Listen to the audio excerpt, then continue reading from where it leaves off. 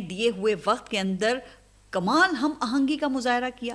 کچھ نے لب کشائی کرتے ہوئے ڈائلاگ بھی بولے، حاکم وقت کے انہوں نے قصیدے بھی گائے، اور جناب کچھ تو ایسے مہا فنکار نکلے کہ بولے بغیر ہی اپنے ایکسپریشن سے ہی مرشد کامل کی بیعت کا اعلان کیا. اب کہاں وہ ووٹ کی عزت کا بیانیہ اور کہاں اپنے ہی ایک درباری سے یہ سننا کہ ڈی این اے ہی غیر جمہوری ہے. واہ میاں صاحب واہ، کیا سودا کیا آپ نے. لیکن بڑے میاں تو بڑے میاں، چھوٹے میاں وہ لا حول ولا قوت الا باللہ، وہ جو کسی دور میں سمندر کی لہروں کی طرح اٹھ اٹھ کر مائک پر حملہ آور ہوا کرتے تھے، حبیب جالب کا کلام سنایا کرتے تھے کہ ایسے دستور کو صبح بے نور کو میں نہیں جانتا میں نہیں مانتا. اور پھر گزشتہ روز سمندر کی وہ اونچی لہریں وہ نالا لئی کی پستی میں غرق ہوتی ہوئی نظر آئیں. ظاہر ہے ایسی سچویشنل ایکٹنگ تو پھر شہباز شریف پہ ختم ہے نا. لیکن اس میں شہباز شریف سے بھی بڑھ کر ایک مہا فنکار کی دریافت ہوئی ہے. وہ ایسے کہ شہباز شریف اور حبیب جالب کا سیاسی ڈی این اے نہ کبھی ملا ہے اور نہ ہی آئندہ ملے گا. لیکن جس کی میں بات کر رہی ہوں نا، اس کو تو حبیب جالب کی بغاوت گٹی میں ملی ہے، جس کی ماں کے لیے حبیب جالب نے لکھا تھا، ڈرتے ہیں بندوق والے ایک نہتی لڑکی سے، پھیلے ہیں ہمت کے اجالے ایک نہتی لڑکی سے، ڈرے ہوئے ہیں مرے ہوئے ہیں لرزیدہ لرزیدہ ہیں، ملا تاجر جنرل جیالے ایک نہتی لڑکی سے. اب آپ ذرا یہ سوچئے کہ اس نہتی لڑکی کا بیٹا قومی اسمبلی میں اس نظام کو آئینی تحفظ دیتے ہوئے اترا رہا تھا. اب اس پر مجھے غالب کا وہ شعر یاد آ گیا، بنے ہیں شاہ کا مصائب پھرے ہے اتراتا، وگرنہ شہر میں غالب کی آبرو کیا ہے. اب اس سے تو لگتا ہے کہ کسی نے بلاول بھٹو کو اچھی طریقے سے یہ باور کرا دیا ہے کہ اگر اقتدار لینا ہے تو بھٹو کی وہ ابتدا والی سیاست اپنانی ہوگی، نہ کہ بھٹو کی انکار والی سیاست. اچھا ویسے کیا اتفاق ہے کہ بھٹو نے بھی اقتدار ایک فیلڈ مارشل کو سیاسی ڈیڈی کہہ کر حاصل کیا تھا. اب جب کہ بلاول بھٹو اقتدار کی سیڑھیاں اسی طرح سے چڑھنا چاہتے ہیں تو ان کی خوش قسمتی کے ملک میں ایسے وقت میں سہولت موجود ہے. ایسے موقع تو پھر آپ کو پتہ ہے نا کہ وہ شاذ و نادر ہی ملتے ہیں. ویسے بھی اس نظام کی جو بینیفیشری سیاسی جماعتیں ہیں، اب ان کو اچھی طرح سے یہ اندازہ ہو گیا ہے کہ اب ان کے الیکٹ ہونے کے جو فیئر چانسز ہیں وہ اتنے ہی رہ گئے ہیں جتنے کہ ایم کیو ایم کے چانسز وہ الطاف حسین کے بغیر ہیں. لہٰذا اب ہر کوئی سلیکشن کے لیے یہاں مرے جا رہا ہے، جس کے بدلے میں جب چاہیں جس چیز پر چاہیں ان سے آپ انگوٹھے لگوا لیں. جو 27ویں ترمیم میں ان سب شارٹ کٹ جمہوروں نے ایک دوسرے سے بڑھ کر ہی لگائے ہیں. اچھا جب یہ سب کچھ ہو گیا نا تو پھر یہ کہا جا رہا ہے کہ 1973 کے آئین کا بچا کچا ڈھانچہ وہ تاش کے پتوں کی طرح بکھرتا ہوا دکھائی دیا. دن کا آغاز سینٹ سے اضافی ترمیموں کی منظوری کے ساتھ ہوا. اچھا جو ہی یہ سارا کام مکمل ہوا تو ادھر صدر آصف علی زرداری وہ بالکل تیار بیٹھے ہوئے تھے، جن کا سائن ہوتے ہی جو 27ویں آئینی ترمیم ہے اس کا گیزٹ جاری ہو گیا. اتنی دیر میں وفاقی کابینہ وقت ضائع کیے بغیر سویلین سرنڈر کا جو ڈاکیومنٹ ہے وہ تیار کر رہی تھی، یعنی کہ ان قوانین کی منظوری دے رہی تھی جس کے لیے یہ ساری محفل سجائی گئی تھی. اچھا اس دوران خبر آئی کہ چیف جسٹس نے 27ویں آئینی ترمیم پر فل کورٹ اجلاس بلا لیا ہے. ابھی یہ بات ڈائجسٹ نہیں ہو رہی تھی کہ پھر یہ پتہ چلا کہ سپریم کورٹ کے 2 سینئر ججز جو ہیں انہوں نے استعفے دے دیے ہیں. ابھی مین سٹریم میڈیا ججز کے استعفوں کو لے کے خوب دھول اڑا ہی رہا تھا کہ قومی اسمبلی نے تینوں مسلح افعال سے متعلق قوانین میں ترامیم جو ہیں وہ منظور کروا لیں، جس سے پھر وہ کارڈ سامنے آ ہی گیا جس کو کہا جاتا ہے کہ کئی ماہ اور سال سے موجودہ رجیم نے اپنے سینے سے لگایا ہوا تھا. البتہ ڈھولچی گزشتہ کئی ماہ سے اس کی منادی ضرور کر رہے تھے. وہ یہ کہہ رہے تھے کہ بہت دور تک جانے کا منصوبہ بن گیا ہے، موجودہ نظام اور شخصیات کے تسلسل کا بندوبست ہو گیا ہے. پھر جب آرمی ایکٹ میں ترمیم کے ذریعے چیف آف ڈیفنس فورسز کے عہدے کی میعاد 5 سال کرنے کا اعلان ہوا، اب اس ایک تیر سے 2 شکار ہو گئے. بھلا وہ کیسے؟ تو وہ ایسے کہ آرمی چیف کی مدت ملازمت کا میٹر 2022 سے 5 سال کی میعاد کے لیے پہلے سے چل رہا تھا. اب پہلے آئینی ترمیم کے ذریعے آرمی چیف اور چیف آف ڈیفنس فورسز کے عہدے کو ایک ہی شخصیت میں جمع کیا گیا. پھر آرمی ایکٹ میں ترمیم کر کے چیف آف ڈیفنس فورسز کی مدت ملازمت اور اختیارات کا تعین کر دیا گیا. اب چونکہ آئین اور قانون کے تحت آرمی چیف اور ڈیفنس چیف کا عہدہ ایک وقت میں ایک ہی شخص کے پاس رہے گا، تو اس کا پھر آٹومیٹک کونسیکوینس یہ نکلا کہ 27 نومبر سے چیف آف ڈیفنس فورسز کے تقرر کے ساتھ ہی آرمی چیف کی مدت میں بھی 5 سال کا اضافہ ہو جائے گا. یعنی کہ موجودہ آرمی چیف کی مدت ملازمت جو ہے وہ نومبر 2030 تک بڑھ جائے گی، جس کا مطلب یہ ہے کہ پھر جو اگلا الیکشن ہوگا وہ بھی موجودہ عسکری قیادت کی زیر نگرانی ہی ہوگا. اب اس وقت تک کیا حالات ہوتے ہیں یہ تو پھر اللہ تعالیٰ کو ہی معلوم ہے، لیکن اس منصوبے کی وکالت کرنے والوں کے مطابق 5 سال بعد وزیر اعظم پھر سے ایک ایکسٹینشن دے سکتے ہیں، کیونکہ ریٹائرمنٹ عمر کی قید پہلے ہی ختم کر دی گئی ہے، جس سے اس نظام کو 2035 تک چلانے کی باتیں ہو رہی ہیں. اچھا، پھر اسی قانون میں مزید 2 ترمیم کے ذریعے آرمی چیف کی سفارش پر ڈپٹی آرمی چیف اور کمانڈر اسٹریٹجک کمانڈ مقرر کیا جائے گا، جن کی مدت 3 سال ہوگی. یعنی آرمی چیف کی مدت ختم ہونے سے پہلے ہی وائس چیف بھی تبدیل ہو جائیں گے. اچھا، پھر مجوزہ آرمی ایکٹ میں کہا گیا ہے کہ آرمی چیف جو کہ چیف آف ڈیفنس بھی ہوں گے وہ آرمڈ فورسز کے تمام شعبوں کی ری اسٹرکچرنگ اور انضمام کریں گے. یعنی عملی طور پہ تمام فورسز کے سربراہ آرمی چیف ہوں گے، جن کا تقرر تو وزیر اعظم کریں گے، لیکن 5 سٹار آفیسر کو ہٹانے کے لیے پارلیمنٹ کی 2/3 اکثریت چاہیے ہوگی. ویسے آپ اس نظام کا کمال تو دیکھیے کہ حکومت کو ہٹانے کے لیے قومی اسمبلی کی سادہ اکثریت، جبکہ اس حکومت کی طرف سے لگائے گئے 5 سٹار آفیسر کو ہٹانے کے لیے پوری پارلیمنٹ یعنی کہ سینٹ اور قومی اسمبلی دونوں کی 2/3 اکثریت درکار ہوگی. تو یہ ہے اس ون لائنر کی حقیقت جو میں نے آپ کو شروع میں دیا تھا. اچھا، پھر گزشتہ روز وزیر قانون نے جن الفاظ میں اس خدمت کا کریڈٹ لیا ہے اس سے اس تعلق کی جہت وہ کھل کر واضح ہو گئی ہے. وزیر موصوف اعظم نذیر تارڑ نے فرمایا کہ یہ چاروں بل، جن میں 3 آرمڈ فورسز سے متعلق اور چوتھا عدلیہ سے متعلق ہے، یہ چاروں بل بغیر کسی بحث کے صرف 9 منٹ میں منظور کیے گئے. ان کا مقصد 27ویں آئینی ترمیم کے ساتھ موجودہ قوانین کو ہم آہنگ کرنا ہے. یعنی کہ دوسرے الفاظ میں زمینی حقیقت کے مطابق قوانین کو ڈھالا گیا ہے، جو اصل باس ہیں انہیں ہی آئینی باس کے طور پہ تسلیم کر لیا گیا ہے. اب آپ ذرا اندازہ کریں کہ کسی بھی حکومتی بل کو کابینہ کی منظوری سے پہلے پارلیمانی کمیٹیوں میں ڈسکس کیا جاتا ہے، پھر وزیر قانون سے ویٹنگ کروائی جاتی ہے، جس کے بعد جا کر پھر پارلیمنٹ سے اس کی منظوری لی جاتی ہے. لیکن یہ 4 بل یہ اچانک سے نمودار ہوئے، چٹکی بجاتے ہوئے کابینہ نے انہیں منظور کیا، اور پھر نہ کمیٹی نہ کوئی بحث اور بل پاس. اور وزیر قانون کو دیکھیے کہ بغیر بحث 9 منٹ میں وہ اس کام کو کرنے کا کریڈٹ وہ بالکل ایسے وصول کر رہے تھے جیسے کوئی ملازم اپنے آقا کے دیے ہوئے ٹارگٹ کو مقررہ وقت کے اندر مکمل کر کے خوشی محسوس کرتا ہے، گویا کہ کہہ رہا ہو کہ حضور اور کوئی خدمت ہمارے لائق. واہ جمہور واہ! یہ سن کر آج یقیناً شریف الدین پیرزادہ کی روح کو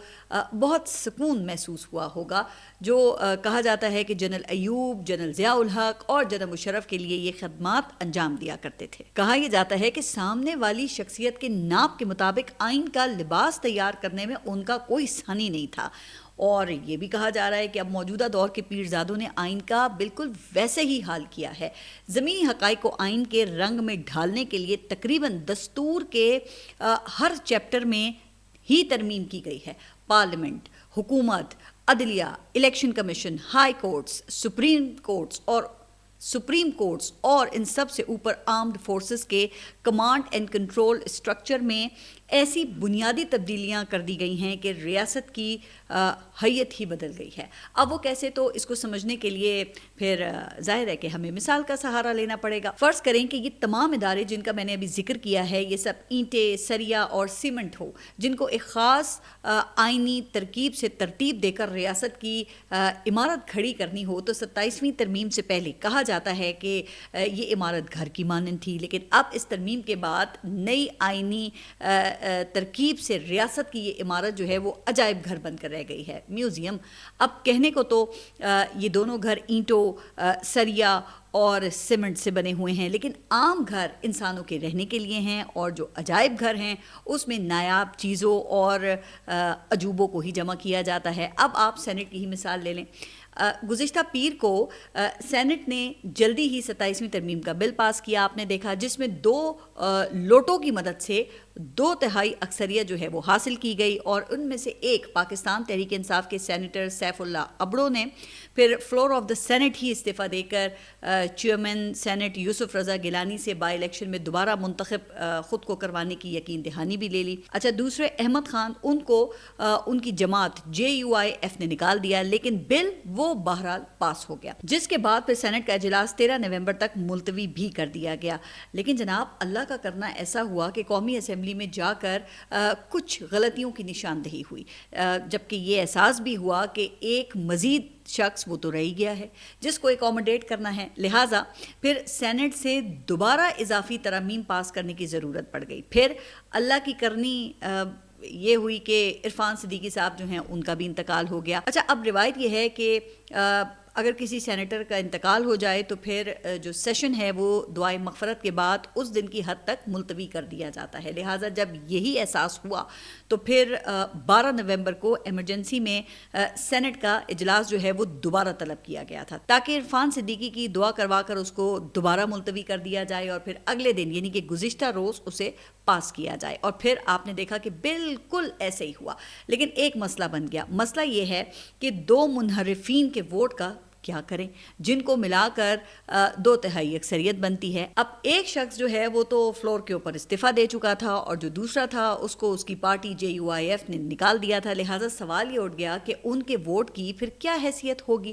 لیکن جناب، یہاں پر آپ جمہوری چیئرمین کو داد دیں، جو سینیٹر ابڑو کو ری الیکٹ ہونے کی نوید تک سنا چکے تھے، مگر پھر انہوں نے ایسی رولنگ دی کہ ان 2 متنازع ووٹوں کی مدد سے 2/3 اکثریت وہ پوری ہو گئی۔ اچھا، اب اس رولنگ کو چیلنج کرنے کے لیے پھر فورم جو ہے وہ آئینی کورٹ ہے، جہاں آج سے جسٹس حاجی امین الدین خان بیٹھیں گے، جو ابھی تک 26ویں ترمیم کا فیصلہ نہیں کر سکے، یعنی کہ دوسرے لفظوں میں پھر چیپٹر کلوز۔ اچھا، پھر سینٹ میں کچھ اور عجیب مناظر دیکھنے کو ملے، جب سینیٹر فیصل وافدہ کو اجلاس کے دوران کسی کا فون آیا، جو انہوں نے اسحاق ڈار کو جا کر پکڑا دیا، جنہوں نے پھر سینٹ ہال کے اندر چیئرمین سینٹ کی بالکل نشست کے سامنے فون پر کسی سے بات کی۔ اب ظاہر ہے کہ میاں نواز شریف یا شہباز شریف تو فیصل وافدہ کے ذریعے اسحاق ڈار سے رابطہ نہیں کریں گے نا۔ اب پھر یہ کس کا فون تھا اور کیا بات کی گئی، یہ تو فیصل وافدہ یا پھر اسحاق ڈار ہی بتا سکتے ہیں۔ لیکن اپر ہاؤس میں ایوان کے تقدس کو پامال کرتے ہوئے اسحاق ڈار نے فون پر بات کی، جس کے بعد پھر وہ ترامیم کا شکریہ ادا کرنے کے لیے کھڑے ہوئے اور کہا کہ آج تاریخی دن ہے، لوگوں نے اپنے ضمیر کے مطابق ووٹ دیے ہیں، اللہ اس عمل کو مبارک کرے۔ پھر یہ کہا کہ پارٹی کے خلاف ووٹ دینا ضمیر کی آواز ہے۔ واہ ڈار صاحب واہ! اس کا مطلب یہ ہے کہ جو بیان حلفی آپ نے قیادت کے خلاف دیا تھا اور شریف برادران کو منی لانڈرنگ کا ذمہ دار ٹھہرایا تھا، وہ بھی ضمیر کے مطابق تھا۔